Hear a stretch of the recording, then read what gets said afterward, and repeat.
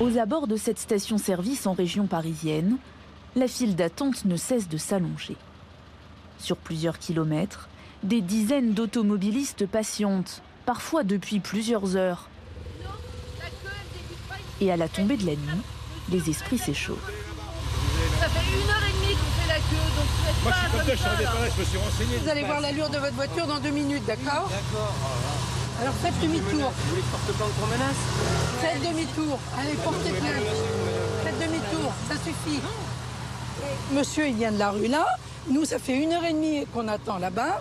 Et monsieur, il arrive comme une fleur, 4 voitures devant. Alors vous êtes gentil, vous faites demi-tour. C'est trop facile.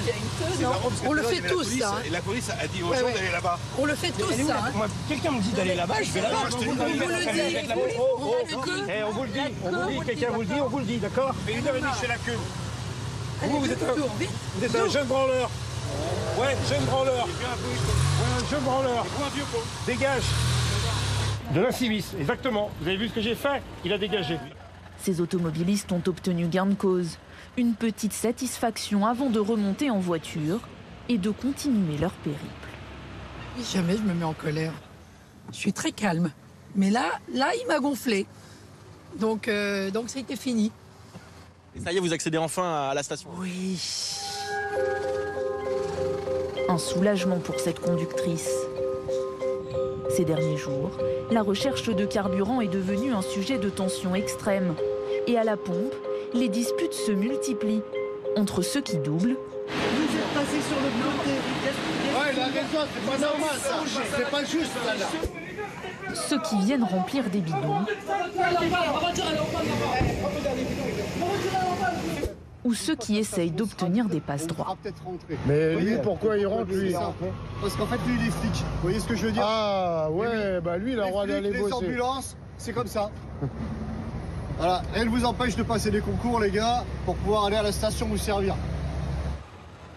Quotidiennement, les policiers se chargent de réguler les accès aux stations justement pour éviter les débordements. Mais quand ils ne sont pas là, certains automobilistes s'improvisent vigiles et les menaces fusent. Faut pas t'énerver. Il y a de quoi, mon gars? Depuis 15 heures, je suis là. Ça sert à rien. Heureusement, on n'est pas en guerre. Si c'est en guerre, qu'est-ce qu'on va faire? C'est la guerre. Et celui qui passe devant moi, je le coupe. Celui qui passe devant moi, je le coupe en deux. Des conducteurs à bout de nerfs, qui s'insultent ou qui parfois en viennent aux mains.